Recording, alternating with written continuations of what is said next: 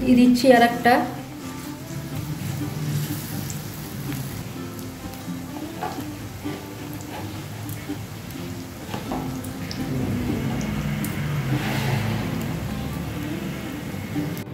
নমস্কার, আসান কুক টুরে আপনাদের স্বাগত। এখন আমি ধনেপাতা দিয়ে একটা রান্না করছি, দেখুন কিভাবে করছি। এখানে আমি বেসন নিয়ে নিচ্ছি, অনেকটা পরিমাণ বেসন নিয়ে নিচ্ছি।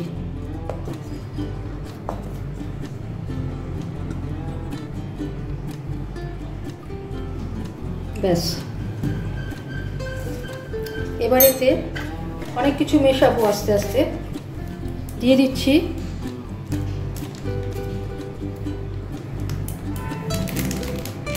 শুকনো লঙ্কা গুঁড়ো,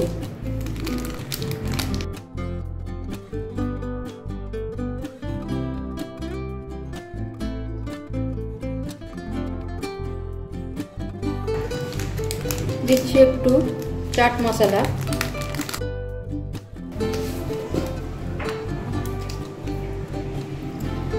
আন্দাজ মতো নুন,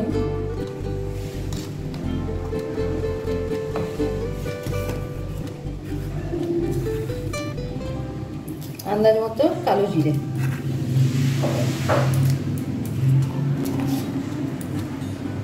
এবার এগুলো আমি একটু আগে শুকনো মেখে নিচ্ছি, মিশিয়ে নিচ্ছি। জল আমি কিন্তু বেশি দেবো না, অল্প অল্প করে জল দেবো। একবারে বেশি জল দিয়ে দেবো সেটা কিন্তু করব না, অল্প অল্প করে জল মেশাচ্ছি এতে।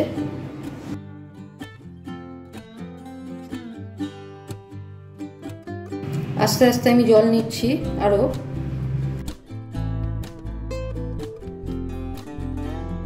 ব্যাটারটা আগে এরকমই একটু রাখছি থিকনেসটা, ঠিক আছে? বেশি পাতলা করা যাবে না, হ্যাঁ, একটু গাঢ় থাকাটাই ভালো। কড়াতে অনেকটা সর্ষের তেল দিয়ে দিলাম। এবার গ্যাস জ্বেলে দিচ্ছি,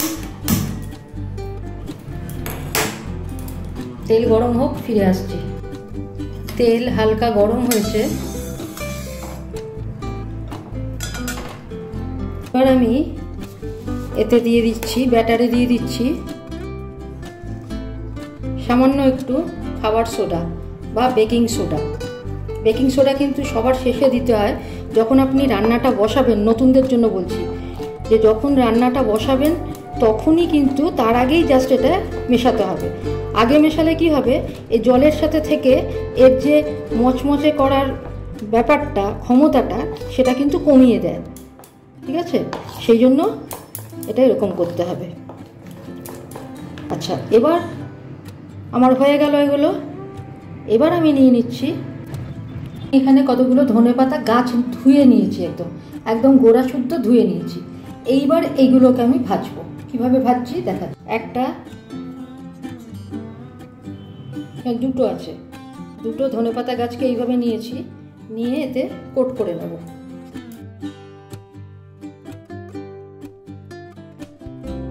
ব্যাস, গোড়াগুলো কিন্তু বাদ থাকবে, ঠিক আছে?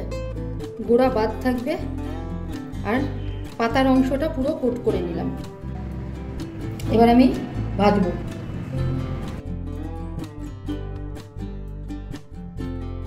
দিয়ে দিচ্ছি আর একটা,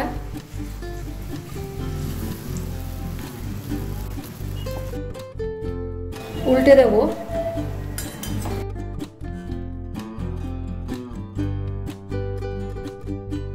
এগুলোকে পাতার পোর্শনটা ভাজতে হবে,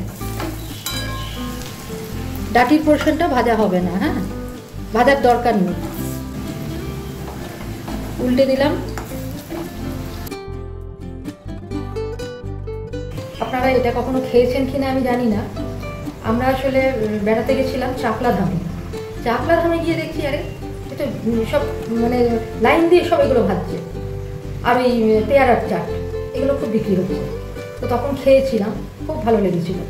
এটা মানে গোটা গোটাই এরকম থাকবে, গাছ শুদ্ধ আর কি, আবার পশ্চিমবঙ্গের বাইরে এক জায়গায় গেছিলাম, সেখানে আবার এটাকে অন্যরকমভাবে করা হয়েছিল। দুটোই আমি দেখাচ্ছি কীভাবে করা হয়েছিল। মানে পশ্চিমবঙ্গের বাইরে যেটা, সেটা চাট মতো করে রেডি করে দেওয়া হয়েছিল প্লেটে। আর চাকলা ধামে যেটা খেয়েছি সেটা হচ্ছে এইভাবে গাছ, আর কিচ্ছু না। যেমন বেগুনি আর কি ভাজা হয় আর কি, ঠিক সেরকম ধরনের এটাও লম্বা এরকম গাছ ভাজা। দারুণ লেগেছিল খেতে। আপনারাও দেখুন, ভেজে নিয়ে ফিরে আসছি। এগুলো আমার ভাজা হয়ে গেছে, এবার তুলে নিচ্ছি।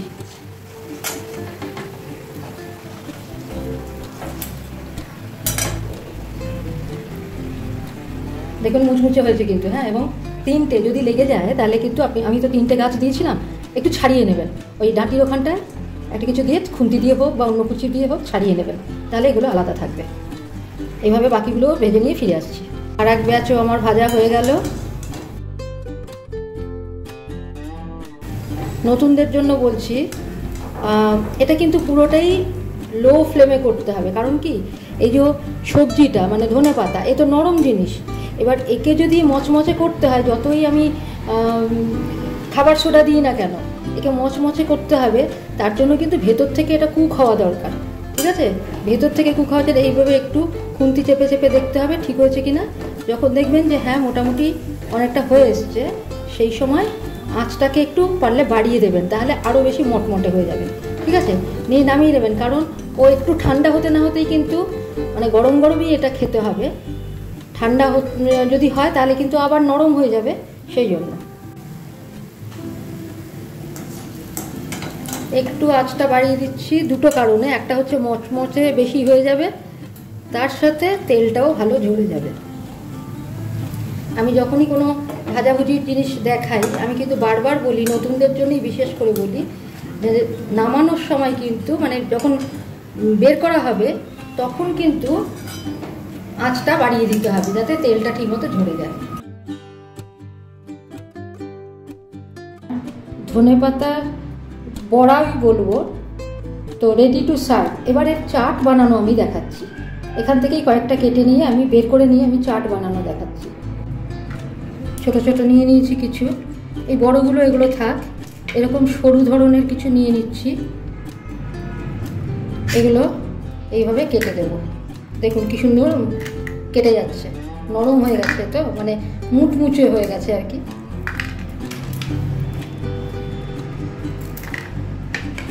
এগুলো দেখুন,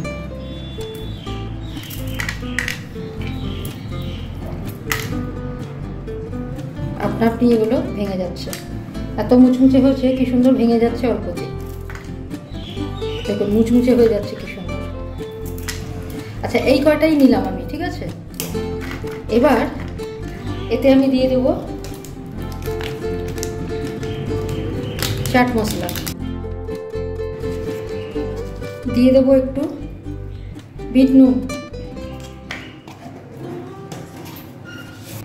গোলমরিচ গুঁড়ো, সব অল্প অল্প করে দিচ্ছি। একটু জিরে ভাজা গুঁড়ো, এবার দিচ্ছি একটু লেবুর রস। ব্যাস, মেখে নেব। করে দেখবেন, একবার খেয়ে দেখবেন, দুটোই ভীষণ ভালো লাগে। যেটা ইচ্ছা করলে কেউ যদি মিষ্টি পছন্দ করেন, এখানে লেবুর রসের পরিবর্তে সস দিয়েও খেতে পারেন, ঠিক আছে?